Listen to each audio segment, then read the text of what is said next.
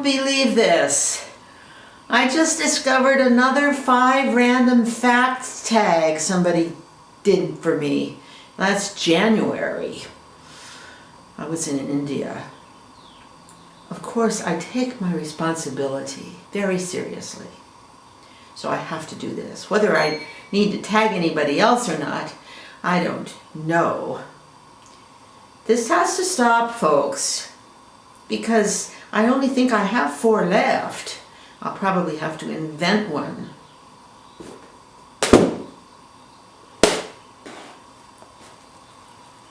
These are old balloons, you can tell. Oh, Mr.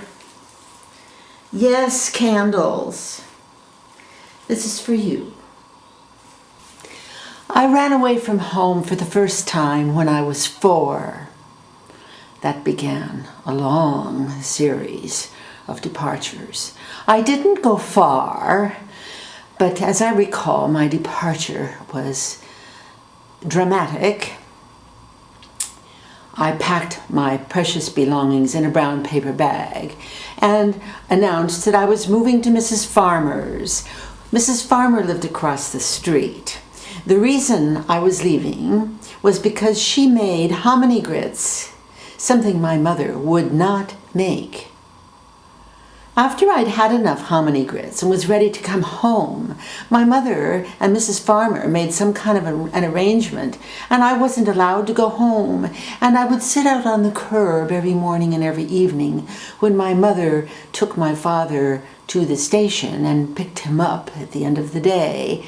She waved cheerfully at me sitting on the curb, but I couldn't go home yet. I have made 25 quilts. The first was made in 1988 under the tutelage of Grace Earle, and the last one was made last year or in 2006. It's all starting to run together. I smoked my first joint 59 years ago after spending the evening with Chetty Baker at the Lighthouse. I taught at Stanford University on the music faculty for 25 years.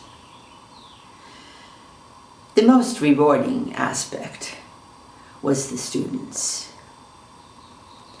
Everything else is basically sham. I saw Coltrane's Hot Links. It was a Sunday morning, and I was in the big Safeway on Market Street. Pretty quiet on Sunday mornings. I like to look at people's carts when they're getting ready to check out.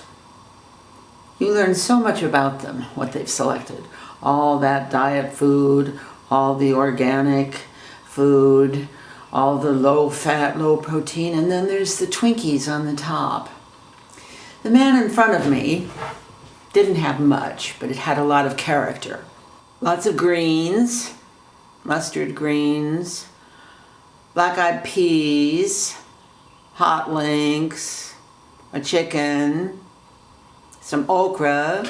As he approached to put his stuff on the counter, he dropped all of his change. Of course, I, being the helpful me that I am, got down on my hands and knees and helped him pick up his change. Thus, we opened a conversation. I said, "It looks like you're going to be cooking a real down-home dinner tonight." And he said, "Oh yeah," he said, "I am. I'm staying at some friend's house and I'm just here for a couple of days, so I'm going to cook." Then I said, "You just traveling here?" He said, "Well, no, I'm a musician. I'm playing." "Oh, where are you playing?" I said. Well, he was playing at the Black Hawk. Then I started to think, Black Hawk? Well, what is your name? "John Coltrane," he said. Well, I was thrilled, of course, held out my hand immediately to shake his, and told him how much I enjoyed his music and that I was a musician also, and would he mind, please, could I ask him a question? Of course. "I listen to your music, but I can't understand it. I don't know What are you doing? I'm playing from my heart, was his answer. It seems a little bit late to be tagging anybody. I mean, this thing was so many months ago.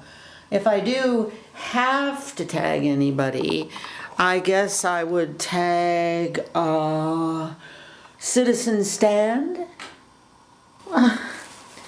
The party's over.